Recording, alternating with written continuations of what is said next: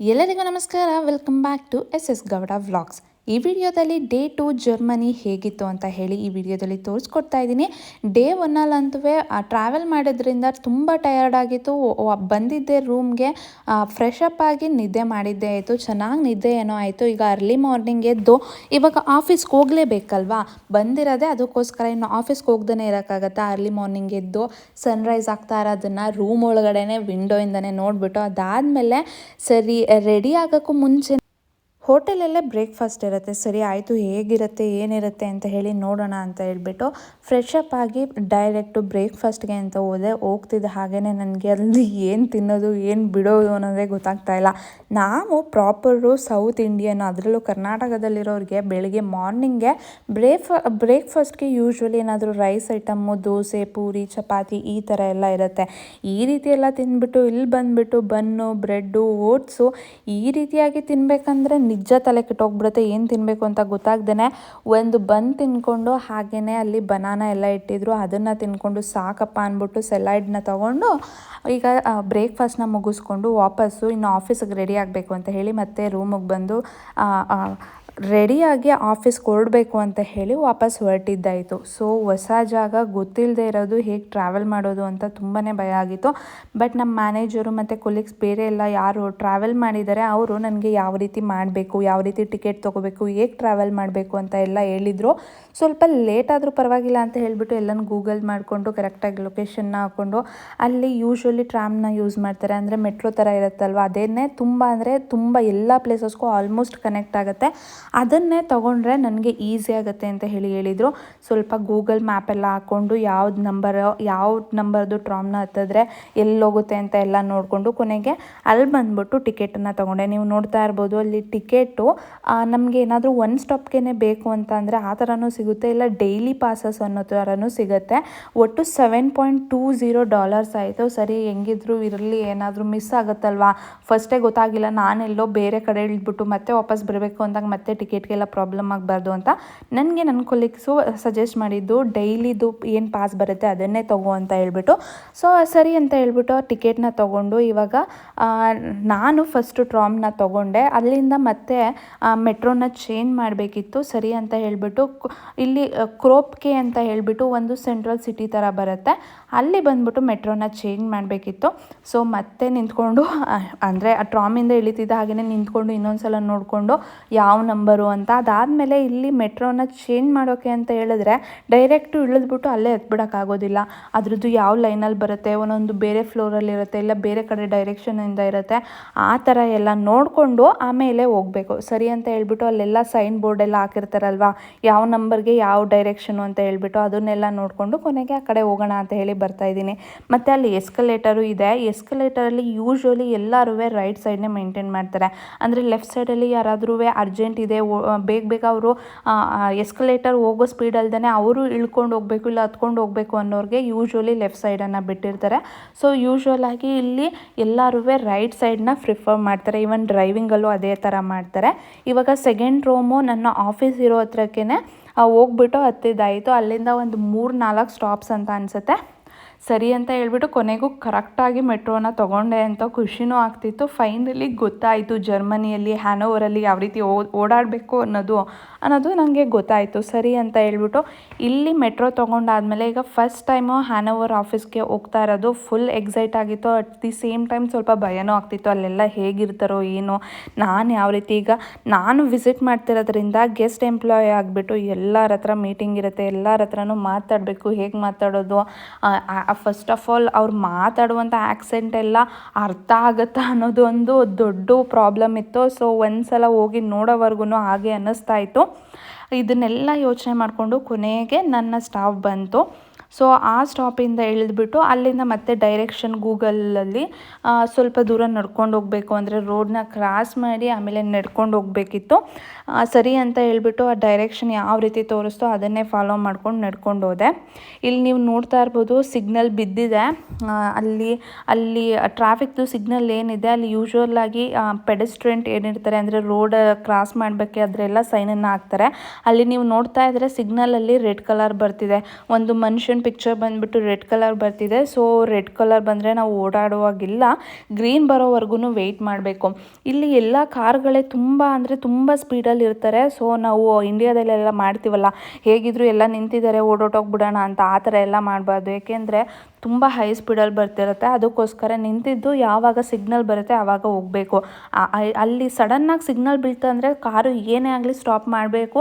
ಅಲ್ಲಿ ಯಾರ್ಯಾರೆಲ್ಲ ರೋಡನ್ನ ಕ್ರಾಸ್ ಮಾಡ್ತಿರ್ತಾರೆ ಅವ್ರು 1 ಸೆಕೆಂಡು ವೆಯ್ಟ್ ಮಾಡಲ್ಲ, ಸಿಗ್ನಲ್ ಬರ್ತಿದ್ದ ಹಾಗೇ ಕ್ರಾಸ್ ಆಗುತ್ತೆ.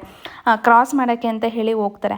ಅದಲ್ದೇ ನೀವು ನೋಡ್ಬೋದು ಇಷ್ಟೊತ್ತು ಗಂಟೆ ಕಾರ್ ನಿಂತಿತ್ತು, ಅಷ್ಟರಲ್ಲೇ ಹೋಗ್ಬಿಡ್ಬೋದಲ್ವಾ ಅಂತ. ಒಂದೊಂದು ಸಲ ಅಲ್ಲಿ ಸಿಗ್ನಲ್ ಏನಾಗುತ್ತೆ ಅಂದರೆ ಲೆಫ್ಟ್ ಟರ್ನು ಇಲ್ಲ ರೈಟ್ ಟರ್ನು ತೊಗೊಳ್ಳೋರಿಗೆ ಮಾತ್ರ ಬಿಟ್ಟಿರ್ತಾರೆ, ಸ್ಟ್ರೈಟ್ ಹೋಗೋರಿಗೇ ಸಿಗ್ನಲ್ಲು ರೆಡ್ ಬಿದ್ದಿರುತ್ತೆ, ಈ ಥರ ಎಲ್ಲ ಇರುತ್ತೆ. ಸೊ ಆ ಸ್ಪೇಸ್ ಏನಿರುತ್ತೆ ರೈಟ್ ಟರ್ನ್ ತೊಗೊಳ್ಬೇಕಾದ್ರೆ ಲೆಫ್ಟ್ ಟರ್ನ್ ತೊಗೊಳ್ಬೇಕಾದ್ರೆ ಅದಷ್ಟು ಜಾಗ ಎಲ್ಲನೂ ಸಹ ಬಿಟ್ಬಿಟ್ಟೆ ಅವರು ಯಾವಾಗ್ಲೂ ಕಾರ್ನ ನಿಲ್ಲಿಸ್ಕೊಳ್ಳೋದು. ಸೊ ಅದಕ್ಕೋಸ್ಕರ ನಾವು ಸಿಗ್ನಲ್ ಗ್ರೀನ್ ಬರೋವರೆಗೂ ಅಂದರೆ ರೋಡ್ ಕ್ರಾಸ್ ಮಾಡೋಕ್ಕೆ ಅದನ್ನು ನೋಡಿಕೊಂಡೇ ಕ್ರಾಸ್ ಮಾಡಬೇಕಾಗತ್ತೆ. ಸೊ ಇಲ್ಲೂ ಅದೇ ಥರ ಇತ್ತು. ಸೊ ನಾನು ಸ್ವಲ್ಪ ಲೇಟ್ ಆದರೂ ಪರವಾಗಿಲ್ಲ, ಏನೂ ಮಿಸ್ಟೇಕ್ ಮಾಡ್ಕೊಳ್ಬಾರ್ದು, ನೀಟಾಗಿ ಓಡಾಡಬೇಕು ಅಂತ ಹೇಳ್ಬಿಟ್ಟು ಅದಾಗೋವರೆಗೂ ವೆಯ್ಟ್ ಮಾಡ್ತಾಯಿದ್ದೆ. ಸೊ ಇಲ್ಲಿ ನೋಡಿ ಪ್ರತಿಯೊಬ್ಬರು ಕಾರ್ನೇ ಯೂಸ್ ಮಾಡ್ತಾರೆ. ಅದಲ್ದೇ ಇಲ್ಲೆಲ್ಲೂ 2 ವೀಲರ್ನ ನೋಡೋದು ತುಂಬ ಅಂದರೆ ತುಂಬ ಕಡಿಮೆ. ಎಲ್ಲರೂ ಸೈಕಲ್ನೇ ಪ್ರಿಫರ್ ಮಾಡ್ತಾರೆ ಯೂಶ್ವಲಿ. ಸೊ ಎಲ್ಲಿ ಹೋಗಬೇಕು ಎಲ್ಲಿ ಬರಬೇಕು ಅಂತ ಹೇಳಿದ್ರು ಯೂಸ್ ಮಾಡೋದಾದರೆ ಕಾರ್ ಇರೋರು ತುಂಬ ಕಾರಲ್ಲೇ ಓಡಾಡ್ತಾರೆ. ಇಲ್ಲ ಅಂದರೆ ಮೆಟ್ರೋ ಥರ ಇರುತ್ತೆ ನೋಡಿ, ಅದು ಬಸ್ಸಸ್ಸು ಅಂದರೆ ಎವ್ರಿ 1 ಮಿನಿಟ್ ಟು 2 ಮಿನಿಟ್ಸ್ಗೆಲ್ಲ ತುಂಬ ಕನ್ವೀನಿಯೆಂಟಾಗಿ ಇಲ್ಲಿ ಸಿಗುತ್ತೆ. ಸೊ ಯೂಶ್ವಲಿ ಅದನ್ನೇ ಪ್ರಿಫರ್ ಮಾಡ್ತಾರೆ. ಅದಲ್ದೇ ಸೈಕಲ್ನ ತುಂಬ ಪ್ರಿಫರ್ ಮಾಡ್ತಾರೆ. ಅದಲ್ದೇ ವಾಕ್ ಮಾಡೋರು ತುಂಬ ಜನ ಇರ್ತಾರೆ, ಅಂದರೆ ನಡ್ಕೊಂಡೇ ಎಲ್ಲ ಕಡೆಗೂ ಓಡಾಡ್ತಾ ಇರ್ತಾರೆ. ಸೊ ಈಗ ನೋಡಿ ಅಲ್ಲೆಲ್ಲ ನನ್ನ ಸಮಕ್ಕೇ ಬರ್ತಾ ಇದ್ರೂ ಅವರೆಲ್ಲ ಎಷ್ಟು ಫಾಸ್ಟಾಗಿ ನಡ್ಕೊಂಡು ಹೋಗಿರ್ತಾರೆ, ಅಷ್ಟು ಫಿಟ್ ಇರ್ತಾರೆ ಇಲ್ಲಿರುವಂತಹ ಜನ. ಸರಿ ಆಯಿತು, ಇದನ್ನೆಲ್ಲ ನೋಡಿಕೊಂಡು ಹೇಗಿದ್ದಾರೆ, ನಾನು ನೋಡಿ ಹೇಗೆ ನಡ್ಕೊಂಡು ಹೋಗ್ತಾ ಇದ್ದೀನಿ ಅಂತ ಎಲ್ಲ ಯೋಚನೆ ಮಾಡಿಕೊಂಡು ಈಗ ನನ್ನ ಆಫೀಸ್ ಕಡೆಗೆ ಹೊರಟೆ. ಸೊ ಆಫೀಸ್ ನೋಡ್ತಿದ್ದೆ ಹಾಗೆಯೇ ತುಂಬ ಖುಷಿನೂ ಆಗ್ತಾಯಿತ್ತು, ಹಾಗೆ ಸ್ವಲ್ಪ ನರ್ವಸ್ಸು ಆಗ್ತಾಯಿತ್ತು. ಅದಾದಮೇಲೆ ಆಫೀಸ್ ಒಳಗಡೆ ಹೋಗ್ಬಿಟ್ಟು ನಾನು ಸ್ವೈಪ್ ಮಾಡೋಕ್ಕೆ ಅಂತ ಹೇಳ್ಬಿಟ್ಟು ಎಲ್ಲನೂ ಆಕ್ಸೆಸ್ನ ತೊಗೋಬೇಕಿತ್ತಲ್ವ, ಅದನ್ನೆಲ್ಲ ಕಲೆಕ್ಟ್ ಮಾಡಿಕೊಂಡು ಅದಾದಮೇಲೆ ಡೈರೆಕ್ಟಾಗಿ ಅಲ್ಲಿ ಸ್ವೈಪ್ ಇನ್ ಮಾಡಿಬಿಟ್ಟು ನಾನು ಎಲ್ಲಿ ಕುತ್ಕೋಬೇಕು, ಆಲ್ರೆಡಿ ಸೀಟ್ನ ಬುಕ್ ಮಾಡಿದ್ರು ಕೊಲ್ಲಿಗೂ, ಅಲ್ಲಿಗೆ ಅಂತ ಹೇಳಿ ಹೊರಟೆ. ಸೊ ಡೈರೆಕ್ಟಾಗಿ ಸೀಟ್ ಎಲ್ಲಿದೆ ಅಲ್ಲೇ ಹೋಗಿ ಕುತ್ಕೊಂಡು ಇವಾಗ ವರ್ಕ್ ಮಾಡುವಂಥ ಟೈಮು, ಆ ಡೇದು ಏನೆಲ್ಲ ವರ್ಕ್ ಇತ್ತು ಅದನ್ನೆಲ್ಲ ವರ್ಕ್ ಮಾಡೋದಕ್ಕೂ ಮುಂಚೆನೇ ಹೋಗ್ತಿದ್ದ ಹಾಗೆಯೇ ಯಾರನ್ನೆಲ್ಲ ಮೀಟ್ ಮಾಡಬೇಕು ಕೊಲೀಗ್ಸು ಅವ್ರನ್ನೆಲ್ಲ ಮೀಟ್ ಮಾಡಿದ್ದಾಯಿತು, ಅವ್ರ ಜೊತೆ ಎಲ್ಲ ಮಾತಾಡಿದ್ದಾಯಿತು. ಸೊ ಕೆಲವೊಂದು ಸ್ಪೆಸಿಫಿಕ್ಕಾಗಿ ಮೀಟಿಂಗ್ ಇತ್ತು. ಅದಲ್ದೇ ನಾವು ಎಲ್ಲೋದ್ರೂ ನಮ್ಗೆ ಅಸೈನ್ ಆಗಿರುವಂಥ ವರ್ಕ್ನ ಮಾಡಲೇಬೇಕಲ್ವ.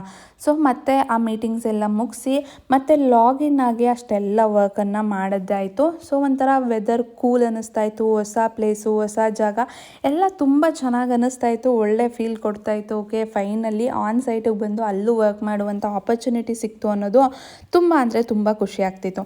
ಇನ್ನು ಇಲ್ಲಿ ನೋಡ್ತಾ ಇರ್ಬೋದು ನೀವು, ಈ ಕಡೆ ವಿಂಡೋ ಸೈಡ್ ನೋಡಿದ್ರೆ ಗ್ರೀನರಿನೇ ಕಾಣಿಸುತ್ತೆ. ಸೊ ಹ್ಯಾನೋವರಲ್ಲಿ ತುಂಬ ಅಂದರೆ ತುಂಬ ಮರಗಳನ್ನ ಬೆಳೆಸಿದ್ದಾರೆ. ನಿಜವಾಗ್ಲೂ ನೋಡೋಕ್ಕಂತೂ ತುಂಬ ಖುಷಿಯಾಗತ್ತೆ.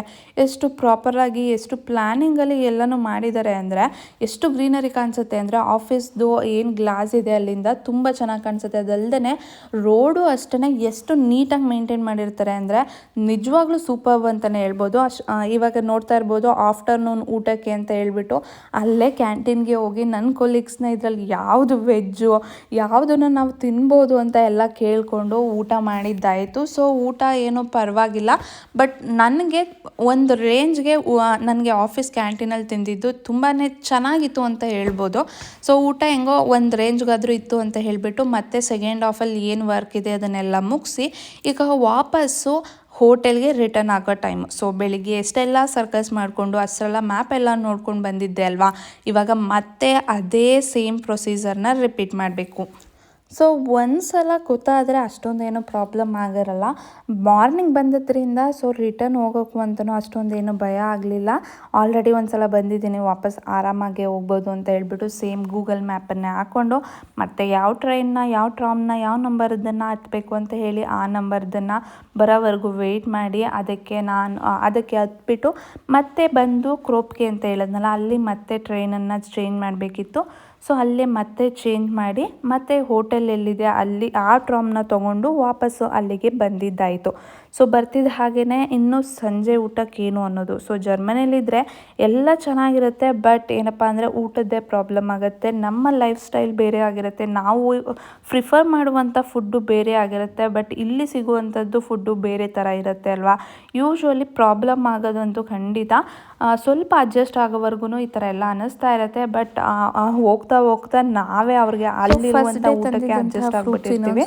ಏನು ಮಾಡೋಕ್ಕಾಗೋದಿಲ್ಲ, ಎಲ್ಲೇ ಹೋದ್ರೂ ನಾವು ಇದೇ ಥರ ಆಗುತ್ತೆ. ಫ್ರೆಶ್ ಅಪ್ ಆಗಿ ಇದ್ದದ್ದಂಥ ಫ್ರೂಟ್ಸ್ನೇ ತಿಂದ್ಬಿಟ್ಟು ಇನ್ನು ಡೇ 2ಗೆ ಹೋಗಬೇಕು. ಫಸ್ಟ್ ಡೇ ತುಂಬ ಚೆನ್ನಾಗಿತ್ತು ಅಂತ ಹೇಳಿ ಅಂದ್ಕೊಂಡು ರೆಸ್ಟ್ ಮಾಡಿದ್ದಾಯಿತು. ಇದಿಷ್ಟು ಫಸ್ಟ್ ಡೇಲಿ ಹೇಗಿತ್ತು, first day of office work ಹೇಗಿತ್ತು ಅನ್ನೋದ್ರ ಬಗ್ಗೆ ಮಾಹಿತಿ. ಐ ಹೋಪ್ ನಿಮಗೆ ಈ ವಿಡಿಯೋ ಇಷ್ಟ ಆಗಿರುತ್ತೆ ಅಂತ. ಇವಾಗ ನಾನು ವ್ಲಾಗ್ಸ್ನ ಸ್ಟಾರ್ಟ್ ಮಾಡ್ತಾ ಇರೋದ್ರಿಂದ ಸ್ವಲ್ಪ ಹೆಸಿಟೇಟ್ ಆಗುತ್ತೆ, ಮೊಬೈಲ್ನೆಲ್ಲ ಅಂದರೆ ಕ್ಯಾಮ್ರಾನೆಲ್ಲ ರೆಕಾರ್ಡ್ ಮಾಡ್ಕೊಳ್ಳೋಕ್ಕೆ ಇಟ್ಕೊಂಡು. ಸೊ ನಾನು ಮಾಡಿರುವಂಥ ರೆಕಾರ್ಡಿಂಗ್ಸು ಸ್ವಲ್ಪ ಶೇಕ್ ಆಗೋದು, ಸ್ವಲ್ಪ ಡಿಸ್ಟರ್ಬೆನ್ಸ್ ಎಲ್ಲ ಇದೆ. ನಾನು ಮುಂದೆ ಹೋಗ್ತಾ ಹೋಗ್ತಾ ಕಲ್ತ್ಕೋತೀನಿ ಯಾವ ರೀತಿ ಪ್ರಾಪರಾಗಿ ಪ್ರೆಸೆಂಟ್ ಮಾಡಬೇಕು ಅಂತ. ಅಟ್ಲೀಸ್ಟ್ ನೀವು ಸಪೋರ್ಟ್ ಮಾಡ್ತಾ ಇದ್ರೆ ನನಗೂ ಇನ್ನೂ ಮೋಟಿವೇಶನ್ ಆಗುತ್ತೆ. ಐ ಹೋಪ್ ನೀವು ಸಪೋರ್ಟ್ ಮಾಡ್ತೀರಾ ಅಂತ ಹೇಳಿ ಅಂದ್ಕೊಂಡಿದ್ದೀನಿ. ಇವತ್ತಿಗೆ ಈ ವಿಡಿಯೋನ ಇಲ್ಲಿಗೆ ಮುಗಿಸ್ತಾ ಇದ್ದೀನಿ. ಲೈಕ್ ಮಾಡಿ, ಹಾಗೆ ನಮ್ಮ ಚಾನಲನ್ನು ಸಬ್ಸ್ಕ್ರೈಬ್ ಮಾಡೋದನ್ನು ಮರಿಬೇಡಿ. Thank you.